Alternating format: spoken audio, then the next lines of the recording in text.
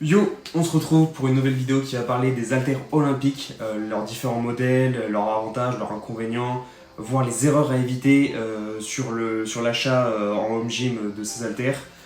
Bref, on va voir tout ça en détail et j'espère qu'au moins ça vous donnera une idée claire sur ce que vous voulez comme haltères olympiques et je vais aussi vous aiguiller en vous montrant des modèles spécifiques où les acheter, etc.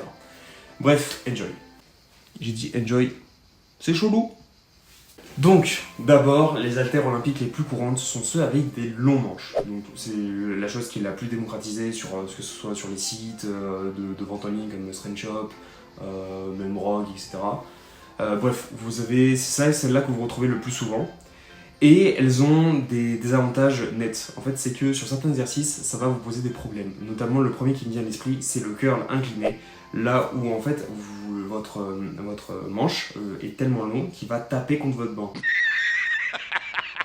Donc, ce qui va faire que vous allez devoir vous mettre dans des positions dans lesquelles l'haltère ne va pas toucher le banc, donc en neutre au lieu d'être en supination, ou un mix des deux. Ou alors toujours faire gaffe, ou alors tout simplement taper à chaque fois et du coup la répétition est faussée. Bref, c'est problématique sur certains exercices, même le curl araignée. Donc ça a des avantages à ce niveau-là. L'avantage, c'est sûr, c'est que qui dit manche plus longue dit qu'on peut mettre plus de poids. Donc ça, c'est des avantages et inconvénients d'avoir un manche long. Personnellement, j'ai opté pour des manches, des haltères avec des manches courtes. Tout simplement pour du coup que ça soit plus polyvalent sur bon nombre d'exercices. Du coup, le désavantage, c'est qu'on peut mettre moins de poids. Mais par exemple, là, avec ce que j'ai comme poids, comme je vous ai montré dans l'update Home Gym, là, je peux monter à une haltère de 53 et plus kilos. Ce qui est, n'empêche, nettement suffisant.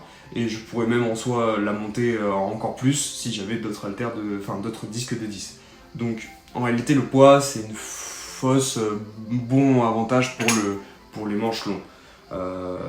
Ça, c'est pour ça que j'ai préféré me tourner vers ces haltères olympiques. Alors, ces haltères olympiques, vous pouvez les trouver sur différents sites. Vous avez Kingsbox, si je dis pas de bêtises, qui font des haltères olympiques avec un petit manche. Vous avez Rogue, et vous devez avoir Simple Product. Je les ai pris chez Simple Product. Le seul désavantage, je trouve, c'est que le diamètre de la prise est vraiment petit. C'est du 2,5 cm si je dis pas de bêtises.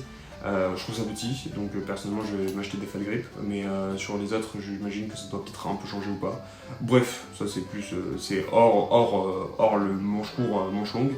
Mais voilà, personnellement je les ai pris là-bas, c'est de la marque Smith, mais tu les achètes sur Simple Product.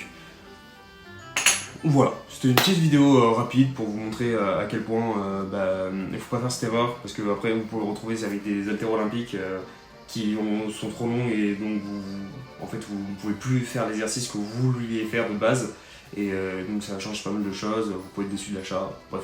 J'espère du coup que je vous aurai permis de vous diriger vers un modèle qui répondra à vos objectifs. Si ça se peut, le long vous conviendra totalement, si vous en battez les couilles du curl incliné ou que vous préférez faire et que vous n'avez pas d'exercice sur lequel ça pose problème, tant mieux.